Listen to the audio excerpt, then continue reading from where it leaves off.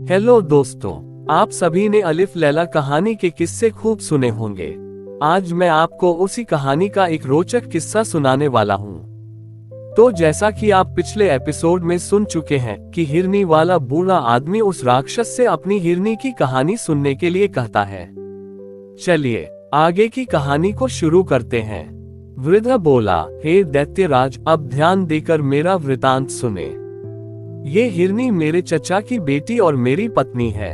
जब यह 12 वर्ष की थी तो इसके साथ मेरा विवाह हुआ। यह अत्यंत पतिव्रता थी और मेरे प्रत्येक आदेश का पालन करती थी। किंतु जब विवाह को 30 वर्ष हो गए और इससे कोई संतान नहीं हुई तो मैंने एक दासी मोल ले ली, क्योंकि मुझे संतान की अति तीव्र अभिलाषा थी। कुछ समय बाद दासी से एक पुत्र का जन्म हुआ। बच्चा पैदा होने पर मेरी पत्नी उस बच्चे और उसकी माता से अत्यंत द्वेष रखने लगी। मुझे इस बात का अति खेद है कि मुझे अपनी पत्नी के विद्वेष का हाल बहुत दिन बाद मालूम हुआ। संयोगवश मुझे एक अन्य देश को जाना पड़ा। मैंने अपनी पत्नी से जोर देकर कहा कि मेरे पीछे इन दोनों की अच्छी तरह देखभाल करना और इनके आराम तकलीफ का ख्याल करना। भगवान चाहेगा तो मैं 1 वर्ष में लौट आऊंगा। मेरी स्त्री ने मेरे जाने के बाद उन दोनों से दुश्मनी रखना शुरू कर दिया। वह जादू टोना भी सीखने लगी थी। मेरे जाने के बाद उस दुष्ट ने अपने जादू से मेरे बच्चे को बछड़ा बना दिया और उसे मेरे नौकर ग्वाले के सुपुर्द कर दिया कि अपने घर ले जाकर इसे खिला पिलाकर मोटा ताजा कर दे। इसी प्रकार उसने मेरी दासी को जादू के जोर से गाय बना दिया और उसे भी ग्वाले के घर भेज दिया। विदेश से वापस आकर मैंने अपनी पत्नी से अपने पुत्र और उसकी मां के बारे में पूछा। उसने कहा कि तुम्हारी दासी तो मर गई है और तुम्हारे पुत्र को मैंने 2 महीने से नहीं देखा, मालूम नहीं वह कहाँ चला गया। मुझे अपनी दासी के मरने का बड़ा दुख हुआ, किंतु सब्र करके बैठ गया। किंतु मुझे आशा थी कि कभी न कभी पुत्र से मेरी भेंट हो जाएगी। 8 महीने बाद ईद का त्योहार आया। मेरी इच्छा हुई कि इस त्योहार पर मैं किसी पशु का बलिदान करूं। मैंने अपने ग्वाले को बुलाकर कहा कि कुर्बानी के लिए एक स्वस्थ गाय लिया। संयोग से वह मेरी दासी ही को ले आया, जो जादू के जोर से गाय बन गई थी। मैंने उससे बलिदान करने के लिए उसके पैरों को बांधा तो वह बड़े करुणापूर्ण स्वर में डकारने लगी और उसकी आंखों से आंसू की धारा बहने लगी। उसका ये हाल देखकर मुझे उस पर दया आ गई और मुझसे उसके गले पर छुरी न चल सकी।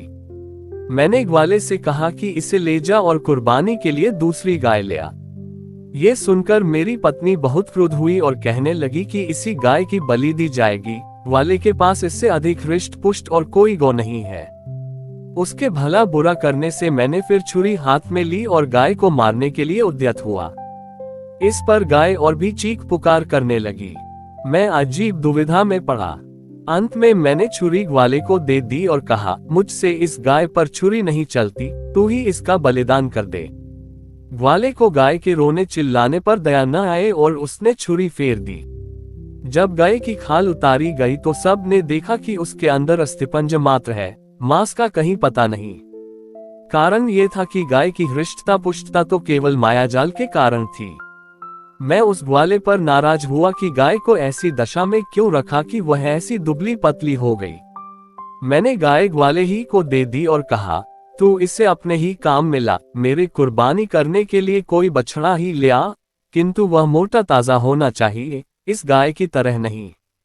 ग्वाला शीघ्र ही एक मोटा ताजा बछड़ा ले आया। बछड़ा देखने में भी बड़ा सुंदर था। यद्यपि उस बछड़े के बारे में मुझे मालूम न था कि यह मेरा ही पुत्र है, तथापि उसे देखकर मेरे हृदय में प्रेम उमड़ने लगा और वह बछड़ा भी मुझे देखते ही रस्सी तुड़ाकर मेरे पैरों पर गिर पड़ा। इस बात से मेरे हृदय में प्रेम का स्रोत और जोर से उबलने लगा और मैं सोचने लगा कि ऐसे प्यारे बछड़े को कैसे मारूं। इन भावनाओं ने मुझे अत्यंत विह्वल कर दिया। उस बछड़े की आंखों से आंसू बहने लगे। इससे उसके प्रति मेरा प्यार और उमड़ा और मैंने ग्वाले से कहा कि इस बछड़े को वापस ले जा और इसकी जगह कोई दूसरा बछड़ा ले आ। इस पर मेरी पत्नी ने कहा कि तुम इतने मोटे ताजे बछड़े की कुर्बानी क्यों नहीं करते। मैंने कहा कि यह बछड़ा मुझे बड़ा प्यारा लगता है और मेरा जी नहीं करता है कि इसका वध करूं, तुम इसके लिए कुछ जोर मत दो। लेकिन उस निष्ठुर दुष्ट ने तकरार जारी रखी और विद्वेषवश उसके वध पर जोर देती रही। मैं उसकी बहस से तंग आकर छुरी लेकर पुत्र की गर्दन काटने चला। उसने फिर मेरी ओर देखकर आंसू बहाए। मेरे हृदय में ऐसी दया और प्रीति उमड़ी कि छुरी हाथ से गिर गई। फिर मैंने अपनी पत्नी से कहा कि मेरे पास एक और बछड़ा है, मैं उसे कुर्बान कर दूंगा। वह दुष्टमना फिर भी उसी बछड़े को मारने पर जोर देती रही, किंतु इस बार मैंने उसके बकने झकने की परवाह नहीं की और बछड़े को वापस कर दिया। हाँ, पत्नी के हृदय को सांत्वना देने के लिए कह दिया कि बकरीद के दिन इसी बछड़े की बलि दूंगा। ग्वाला बछड़े को अपने घर ले गया, लेकिन दूसरे दिन तड़के ही मुझसे एकांत में कहा कि मैं आपसे कुछ कहना चाहता हूं और मुझे आशा है कि आप मेरी बात सुनकर प्रसन्न होंगे। मेरी बेटी जादू टोने में प्रवीण है। कल जब मैं उस बछड़े को वापस लेकर गया तो वह उसे देखकर हंसी भी और रोई भी। मैंने इस विचित्र बात का कारण पूछा तो बोली कि अब्बा, जिस बछड़े को तुम लौटा कर जिंदा लाए हो वह हमारे मालिक का बेटा है, इसलिए मैं इसे जीता जागता देखकर प्रसन्न हुई। रोई इसलिए कि इसके पहले इसकी माँ की कुर्बानी दे दी गई थी। हमारे स्वामी की पत्नी ने सौतिया डाह के कारण इन माता पुत्र को जादू के जोर से गाय और बछड़ा बना दिया था। मैंने जो अपनी बेटी के मुंह से सुना जैसा का तैसा आपको बता दिया। हे दैत्यराज, अब आप सोचिए कि यह वृतांत सुनकर मेरे हृदय में कितना शोक और संताप उठा होगा।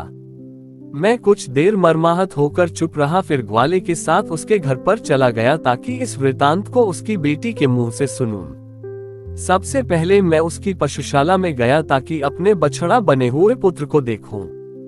मैं उस पर हाथ फेरूं इसके पहले ही वह मेरे पास आकर इतना लाड करने लगा कि मुझे विश्वास हो गया कि यह मेरा पुत्र ही है।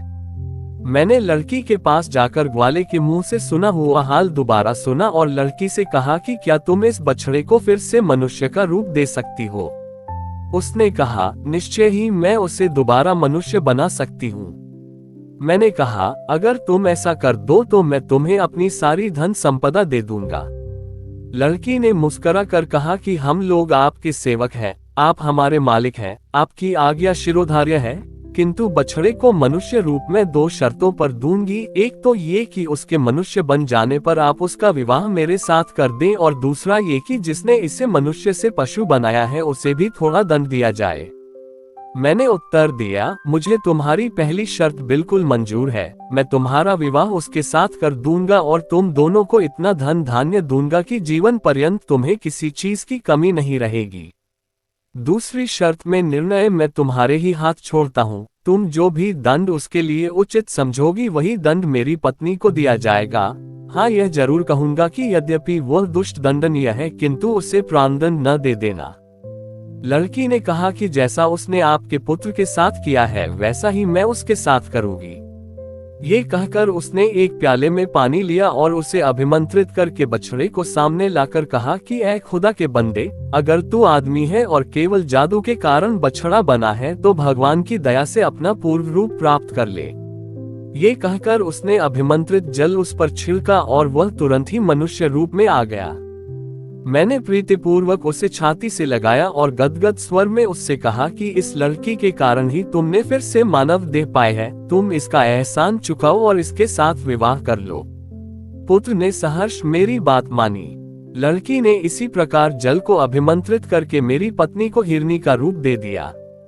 मेरे पुत्र ने उस कन्या के साथ विवाह किया, किंतु दुर्भाग्यवश वह थोड़े ही समय के बाद मर गई। मेरे पुत्र को इतना दुख हुआ कि वह देश छोड़कर कहीं चला गया। बहुत दिनों तक मुझे उसका कोई समाचार नहीं मिला, अतएव मैं उसे ढूंढने निकला हूँ। मुझे किसी पर इतना भरोसा नहीं था कि अपनी हिरनी बनी हुई पत्नी को उसके पास छोड़ता, इसलिए मैं उसे अपने साथ लिए हुए देश देश अपने पुत्र की खोज में घूमता हूँ। यही मेरी और इस हिरनी की कहानी है। अब आप स्वयं निर्णय कर ले कि यह घटना विचित्र है या नहीं। दैत्य ने कहा, निसंदेह विचित्र है। मैंने व्यापारी के अपराध का 1/3 हिस्सा माफ कर दिया। फिर शहरजाद ने शहरयार से निवेदन किया कि जब पहला वृद्ध मनुष्य अपनी कहानी कह चुका तो दूसरे बूढ़े ने, जो अपने साथ 2 काले कुत्ते लिए था, दैत्य से कहा कि मैं भी अपना और इन दोनों कुत्तों का इतिहास आपके सम्मुख रखता हूँ। यदि यह पहली कहानी से भी अच्छा हो तो आशा करता हूं कि उसे सुनने के बाद व्यापारी के अपराध का 1/3 भाग और क्षमा कर दिया जाएगा। दैत्य ने कहा कि अगर तुम्हारी कहानी पहली कहानी से अधिक विचित्र हुई तो मैं तुम्हारी बात जरूर मानूंगा। आज का किस्सा यहीं पर समाप्त हुआ। आगे की कहानी सुनने के लिए वीडियो को लाइक और चैनल को सब्सक्राइब जरूर कीजिएगा। धन्यवाद। जय हिंद।